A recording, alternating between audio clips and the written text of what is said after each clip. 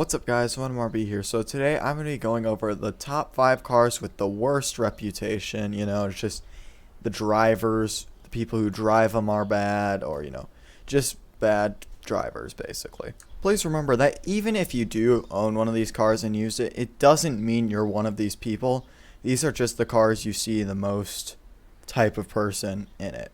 Also, please note that these cars are in no particular order. There's no worst to best or whatever. There's just no order. This is just how I put them. First on the list, the Aventador. Now, I don't really think anyone would be super surprised about this. I'm pretty sure everybody who's ever played UD has had a bad experience with an Aventador driver. Now, the reason, I'm not even sure why people who just drive this are complete idiots, but they are for the most part. I guess it's just because it's a Lamborghini and every non-car person nowadays wants a Lamborghini. But like these people, there's a few ways they can go. They can just think, a lot of them think that the Aventador is like the best car to ever exist, and like they're so good with their Aventador, and their Aventador is the best for everything. So they constantly just flex their car. Or they're just really mean to everybody else and like, oh, your car sucks, it's not a Lamborghini, gross. And it's not true, because like if you're trying to flex your Aventador, you can't. This is a cheap car. It's like under $800,000, and it's a terrible car for the price. The stats aren't anything spectacular, and the top speed is horrible. Plus the acceleration is garbage. So yeah, I don't think anybody will be surprised to see this, but yeah, this is the first one on the list, the Lamborghini Aventador. Another not surprising car is the 2020 Tesla Roadster.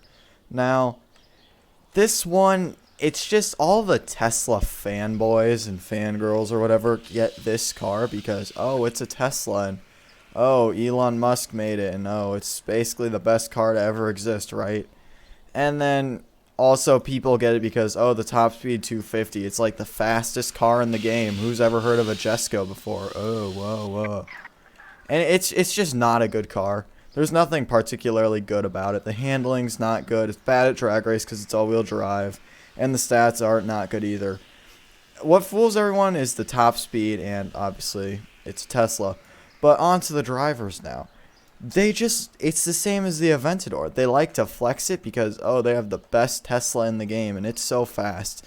I have people, like, I could be in, my Jesco, my Tuatara, my F5, and they'll challenge me to a race from, like, South Beach to Montauk. It's like, dude, you're not winning that race. My car is way faster than yours.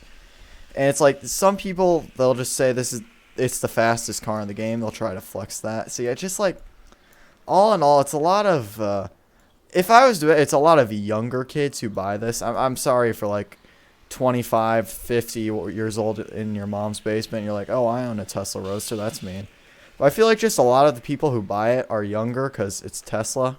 Sort of like the Lamborghini. So it's like, they are all just like trying to flex it or just try to be rude to other cars. I mean, I'm pretty sure everyone's had a bad experience with the Tesla too. Let me know in the comments what yours is.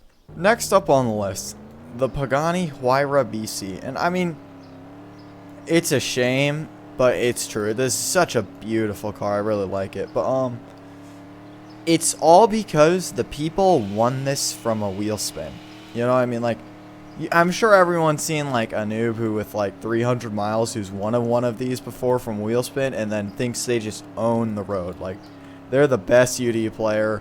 Ignore the fact that like they got this car for free. They know how it goes. They'll challenge everyone to races because fast car, and they just flex it so hard because, ooh, such a good car, hyper car. It's irritating because this car, if it had been like money, would have been so sick. But instead, every person who's like a noob who's ever gotten it, they just flex. That's what this is more than anything. Just a flexer car for all the noobs who just like pull it out and like, yeah, I got a Pagani. And then other people Robux it, just buy a bunch of wheel spins and then start flexing the fact that they got the Pagani. It's just like, you spent Robux for it. Like, just shut up. You can't really say anything. You don't have anything to flex. But yeah, this one's disappointing because it could have been cool, but instead it's basically owned by a bunch of noobs. There's some pros who own it, like I do own this car and I like it, but overall, noobs who just try and flex the fact that, oh, it's a Pagani and Oh, hypercar. Next on the list, the Lamborghini Vision 12 or FFR, which is what I'm going to be calling it because that's what everyone else does. This is just probably one of the worst cars in UD for drivers. And I mean, there's a good reason for that. Basically, this is a mix between the Aventador, the Pagani, and then just so much more. So I don't know what the frick TTP did wrong, but for some reason, basically every noob just won this car. I don't even know how, but like this is like the most common car to see from Victory Road, and it's the most expensive, of course, too.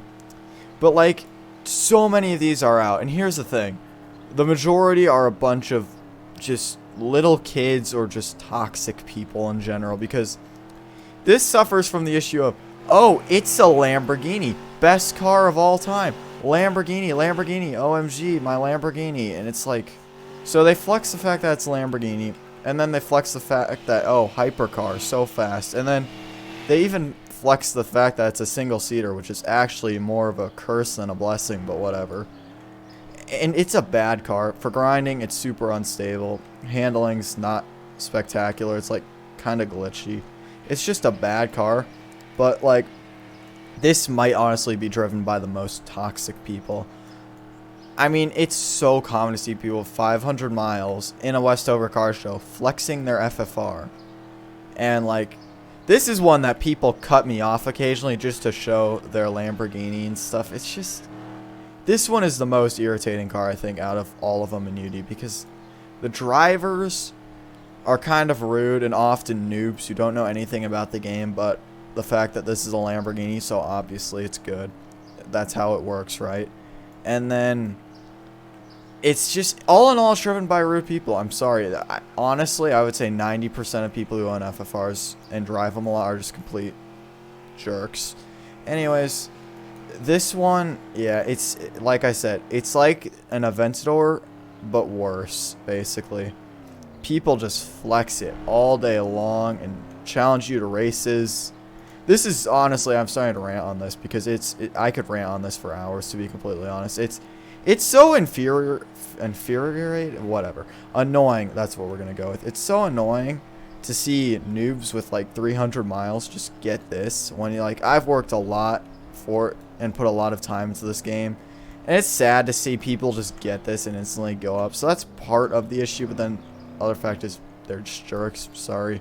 That's just the way it is. Anyways, on to the next car. So this next one's actually going to shock a lot of people, but I have a pretty good reason why, so hear me out. So to reveal the next car, the McLaren F1. Now I know a lot of people are going to be like, what on earth are you talking about? This people are usually pretty chill in this.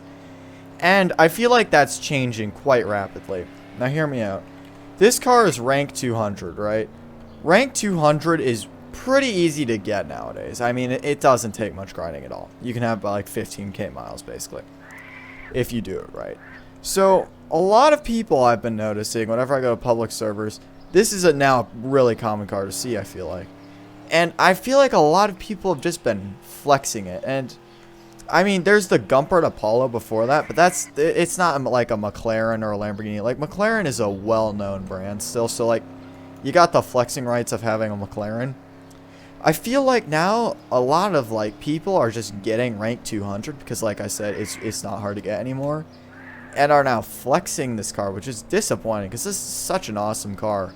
But I feel like this is gonna get a terrible reputation soon, and already is starting to get. Because I don't know, let me know in the comments if you guys feel like you've seen a lot of them just getting flexed and stuff. Because I feel like I have, and people have been like, you know, if you pull out a bad car, like, oh, yeah, let's race. Lol, my car is so fast. Yes, McLaren life. Am I right, bro? Oh, yeah. And they're also, like, just proud to hit 200. And don't get me wrong, 200, if you hit it, good for you. Good job getting there. Because, I mean, that's not something everyone gets. But I feel like this is just becoming a common car that people flex in because rank 200, so, you know, you got the Diamond Star now. And it's a McLaren, so everyone knows what that is, basically. I don't know about this one. Let me know in the comments what you think and what you would put here. My other option was a Veyron, because I feel like people flex that because it's like one of the cheaper Bugattis that people still know about, and it's the fastest car in the world to some people still. But I ultimately went with the F1 for the reasons I just listed. Anyways, thank you all so much for watching. Let me know what you think I got wrong on this list, or how your list would go in the comments below.